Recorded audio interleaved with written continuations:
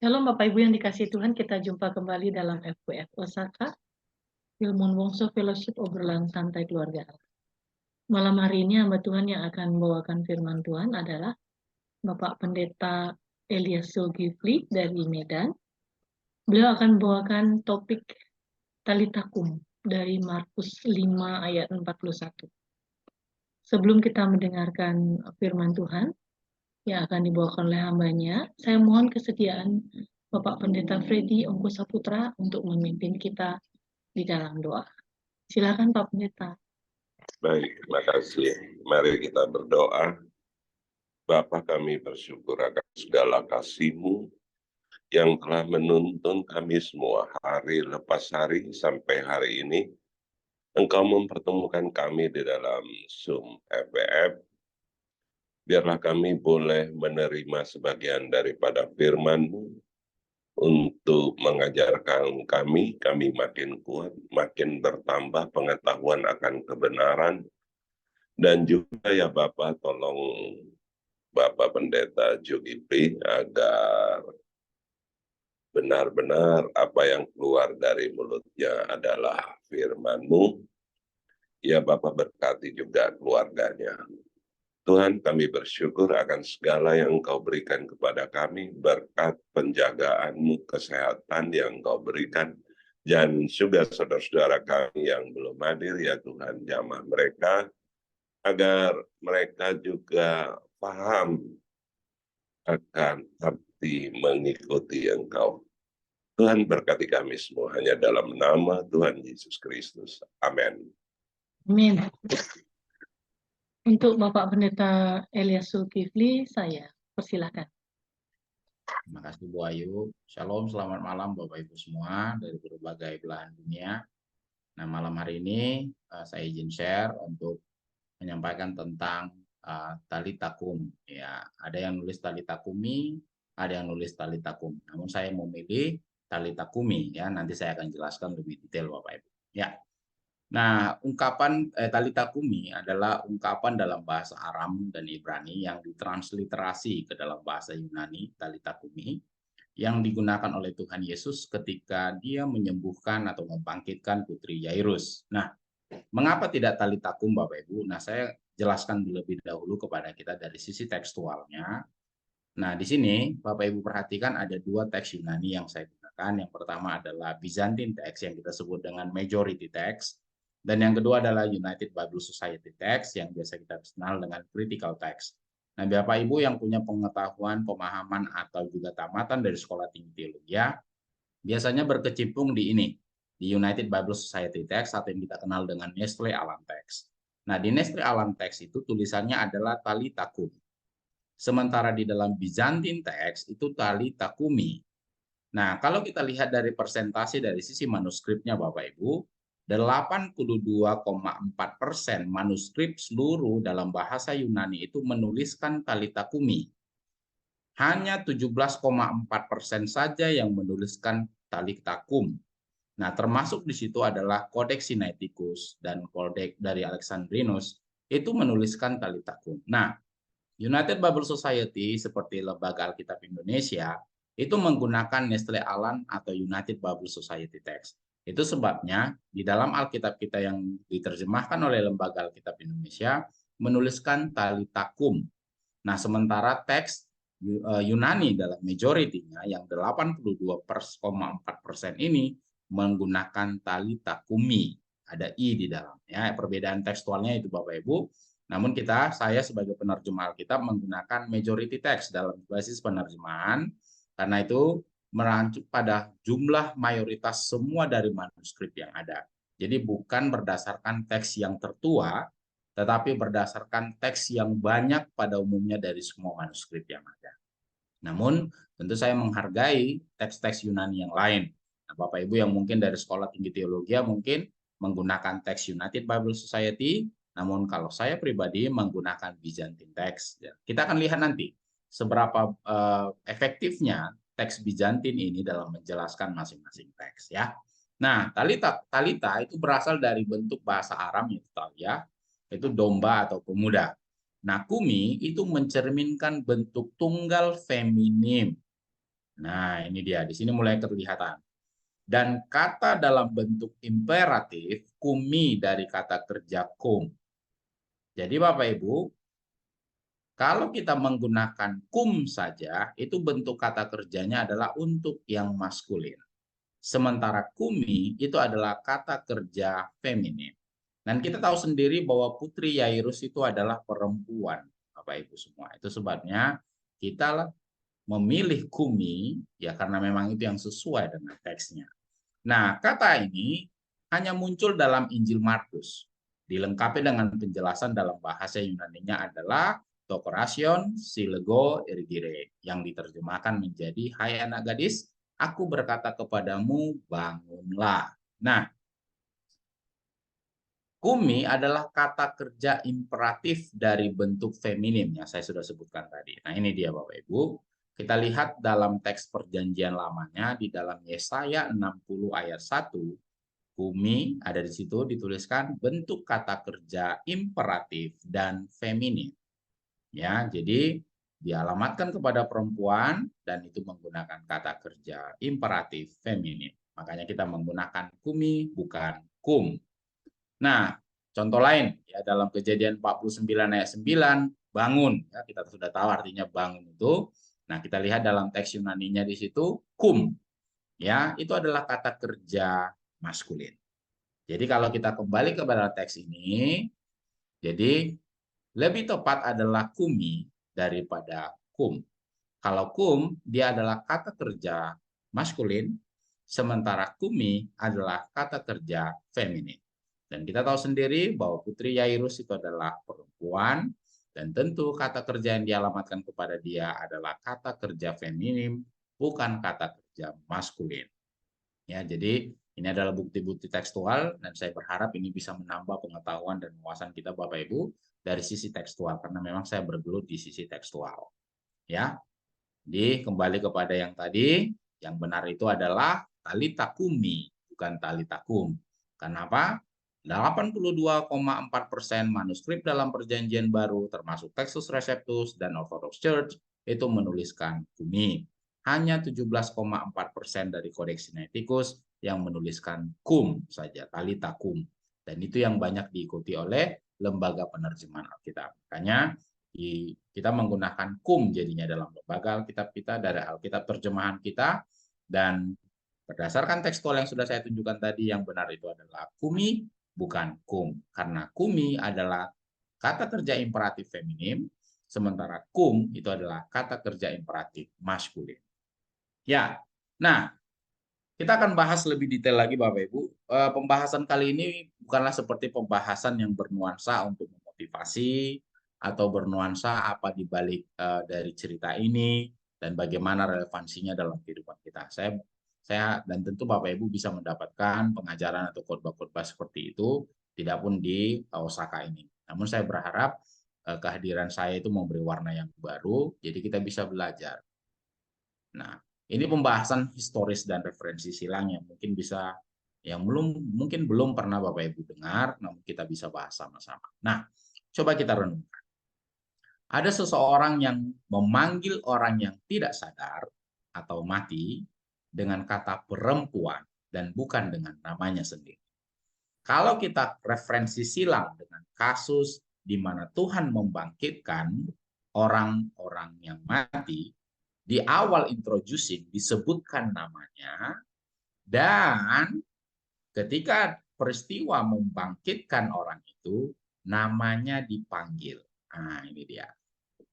Nah, peristiwa yang serupa saat membangkitkan orang mati, yang terkenal itu adalah ketika Tuhan Yesus membangkitkan Lazarus. Dia panggil namanya, Lazarus. Ketika Petrus membangkitkan Dorcas atau Tabita di Yope, dia panggil namanya seperti itu. Nah, ketika disebutkan dalam introducing nama di atas, relevansinya adalah terus-menerus menulis nama di bawah. Kecuali janda di Nain. Siapa nama pemuda yang dibangkitkan itu tidak dikasih tahu karena nama janda di Nain itu tidak dikasih tahu. Nah, di awal sudah dikasih tahu nama bapaknya adalah Yairus atau Yair ya. Kita bahas ini ya. Nah, ini. Ayah gadis itu memiliki nama Yahudi, Yair ya. Dan Yairus adalah seorang pemimpin sinagog. Nah, jika namanya disebutkan dalam teks, mengapa nama putrinya juga tidak disebutkan dalam teks? Nah, kita kembali kepada masalah tekstual yang sudah saya sebutkan tadi, Bapak Ibu. Subjek dan kata kerja secara eksplisit adalah bentuk kata kerja feminim. Maka Talita adalah nama gadis itu. Jadi bukan hanya kata dalam bahasa Arab yang berarti perempuan. Ya, jadi mulai nambah pemahaman kita Bapak Ibu. Jadi kalau ditanya siapa anak yang dibangkitkan itu, anak Yairus, nama anak Yairus yang dibangkitkan itu, namanya adalah Talita, Bapak Ibu. Nah, ini adalah satu pemahaman yang baru yang perlu kita renungkan. Dan saya pikir ini punya relevansi dengan sisi tekstual, Bapak Ibu. Selama ini kita mungkin hanya membahas bahwa talitakum, artinya hai perempuan, bangkitlah. Hai perempuan, anak gadis, bangkitlah. Bukan. Kalau kita kembali tadi ke dalam teksnya, masing-masing kita lihat baik dalam feminim maupun dalam maskulin, itu menunjukkan bahwa relevansi antara subjek dan predikat atau verb itu nyambung, Bapak Ibu. Jadi talita bukan hanya sekedar nama dalam bahasa Aramik atau istilah, maksud saya istilah dalam bahasa Aramik yang menunjukkan bahwa itu perempuan, tetapi talita adalah nama daripada putri Yairus itu, Bapak Ibu. Nah, ini mungkin yang baru yang Bapak Ibu temukan, mungkin sebagai seorang Kristen yang sudah baca banyak terjemahan Alkitab, namun untuk menunjukkan bahwa itu adalah proper name itu sepertinya masih kurang. Nah, pelajaran kita malam hari ini adalah memberikan suatu informasi yang fresh bagi kita semua, bahwa talitakum bukan hanya sekedar bahwa hai perempuan bangkitlah, bukan. Nama perempuan itu adalah talita. Kalau kita tadi menggunakan kum, itu sudah salah karena subjeknya adalah perempuan, kata kerjanya adalah kata kerja untuk laki-laki. Itu sudah salah. Jadi kalau kata kerjanya adalah perempuan, feminim, maka subjeknya juga harus feminim, Bapak Ibu. Nah, talita bukan hanya sekedar perempuan artinya, tetapi dia adalah nama dari putri Yairus itu. Itu dari sisi tekstualnya, Bapak Ibu. Jadi ini mungkin yang baru bagi kita, nanti kita bisa diskusi sama-sama Bapak Ibu. Ini adalah introducing buat kita semua.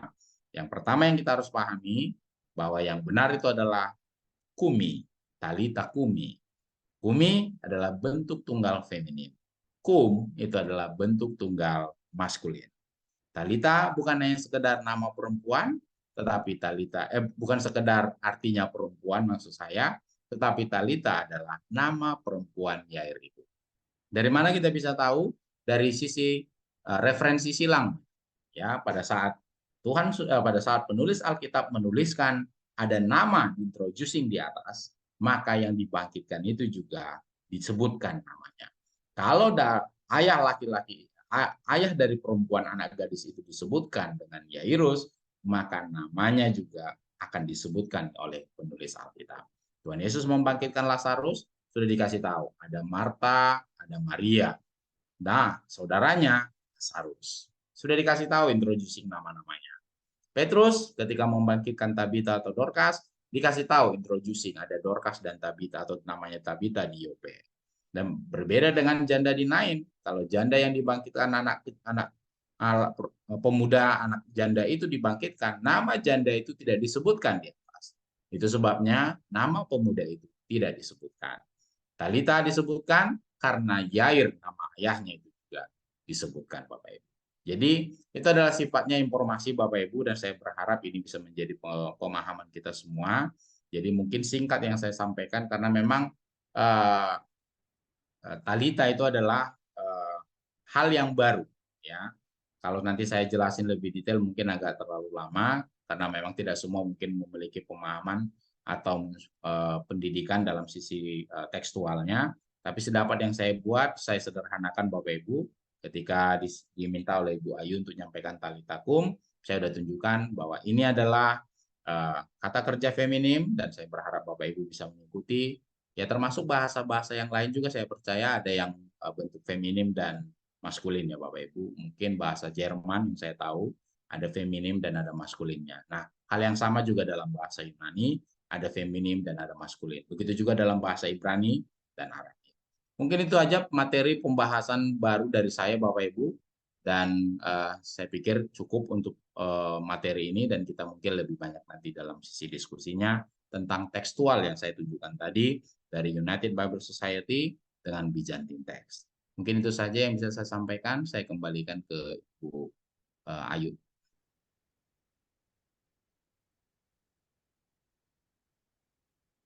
Jadi kalau seandainya ditanyakan kepada kita, Talita itu bukan hanya sekedar artinya perempuan, tetapi itu adalah nama perempuan dari anak Yairus, Bapak Ibu. Itu yang harus kita pahami. Dan kenapa tidak kum, tetapi kumi? Karena berdasarkan kata kerjanya. Ya, kalau kumi dia adalah kata kerja feminim, kalau kum dia adalah kata kerja maskulin. Karena dia adalah perempuan, maka kata kerja yang dialamatkan kepada Talita itu haruslah kata kerja feminim, begitu. Dan saya sudah tunjukkan tadi dalam hal sisi tekstualnya, 82,4% manuskrip bahasa Yunani di seluruh dunia menggunakan kata kumi, bukan kum. Nah, Kodeks Sinaiticus menggunakan kata kum dan itu diikuti oleh Lembaga Alkitab Indonesia. Itu sebabnya dalam terjemahan menggunakan kata talita kum, bukan talita kumi, gitu.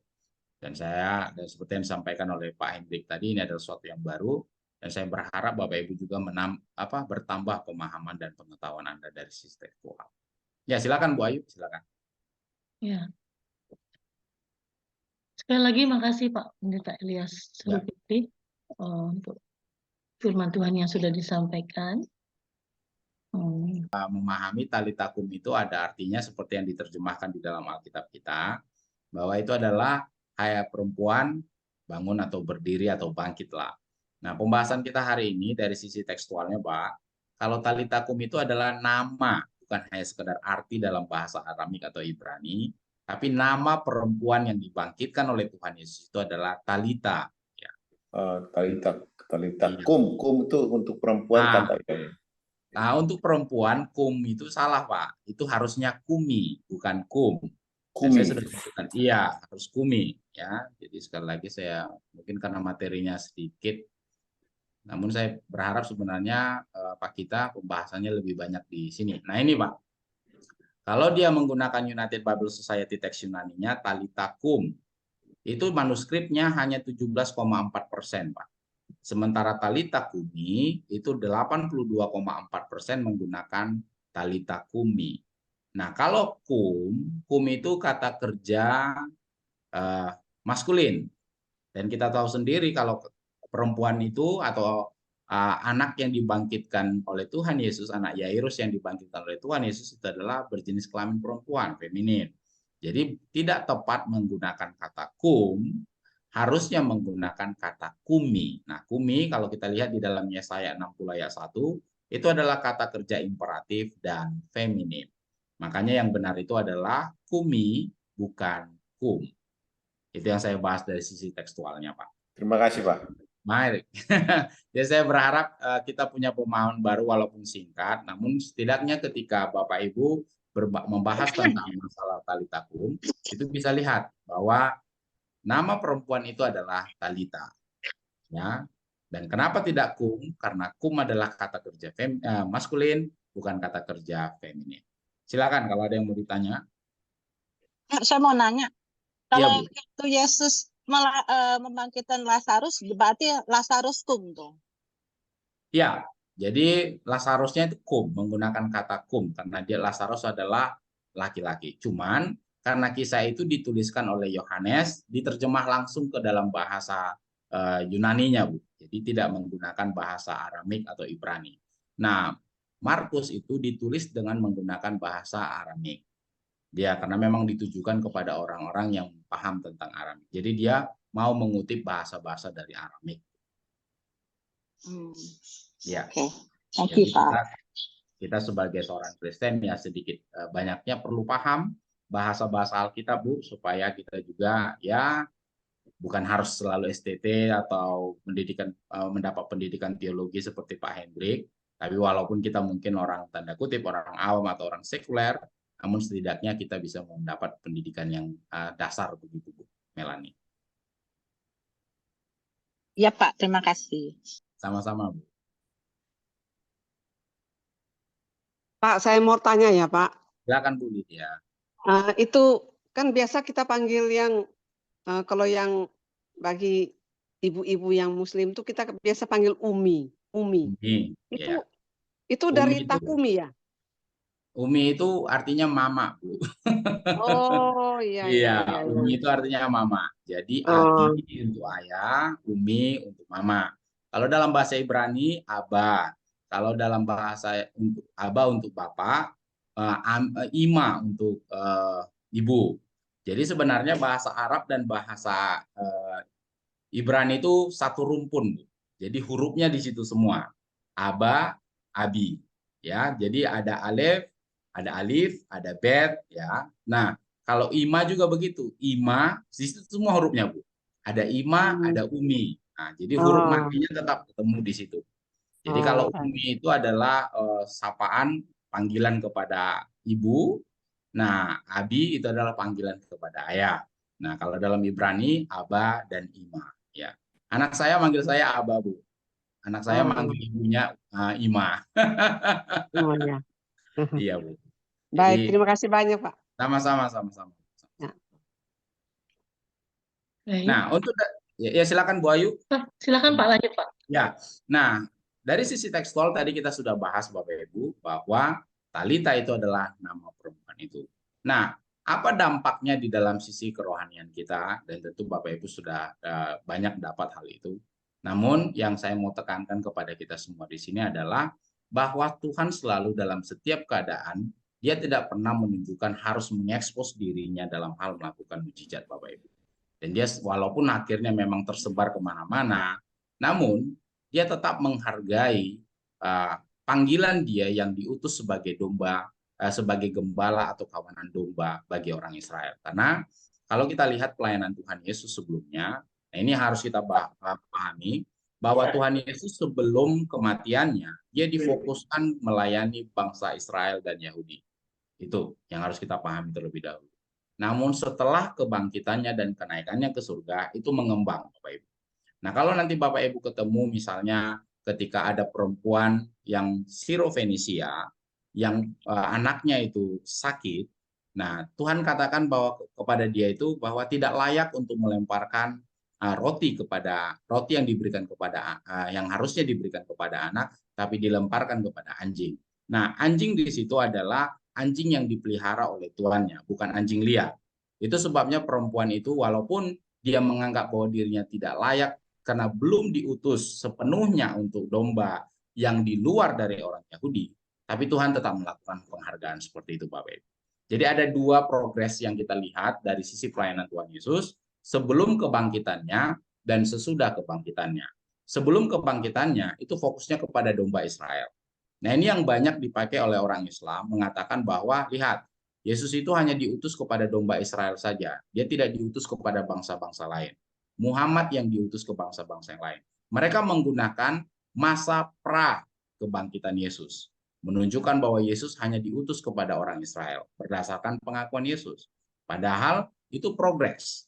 Tidak hanya sampai pada diutus kepada bangsa Israel, tetapi juga diutus setelah kebangkitannya kepada bangsa-bangsa lain. Nah, hal-hal seperti itu bisa kita dapat Bapak Ibu kalau kita membaca mulai berurutan, mulai dari yang awal, misalnya kita baca dari Matius sampai habis, supaya kita bisa melihat progresnya itu, gitu.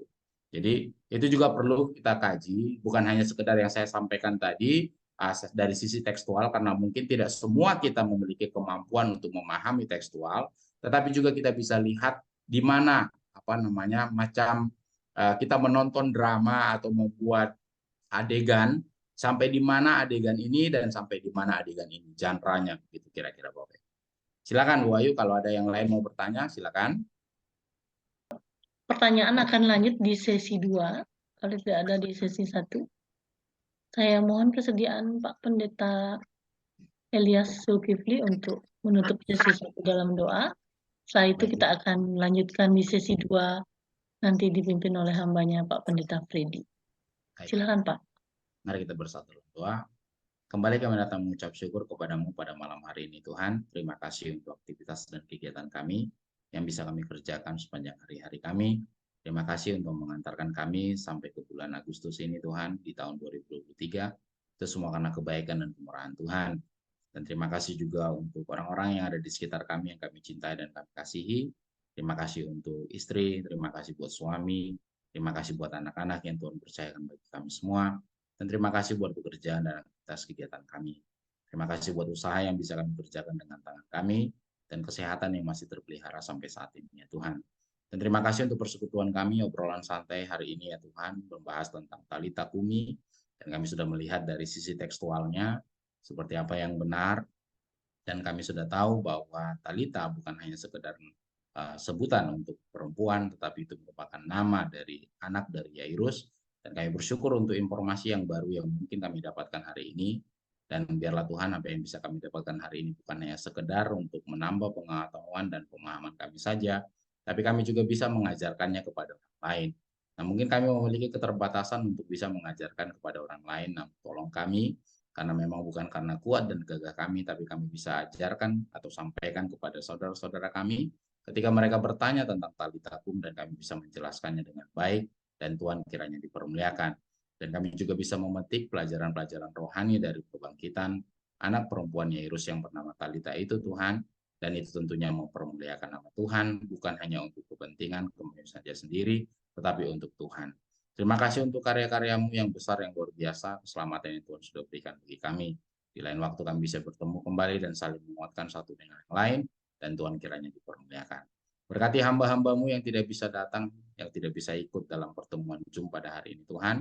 Nah, apapun yang menjadi tugas, tanggung jawab, pekerjaan, aktivitas, atau tantangan atau harangan yang membuat mereka tidak bisa bergabung, di lain waktu bisa bergabung kembali dan mendapat pemahaman yang segar, dan Tuhan kiranya dipermuliakan. Terima kasih Bapak, ini doa kami. Hanya di dalam nama Tuhan Yesus Kristus kami berdoa dan ucap syukur. Amin.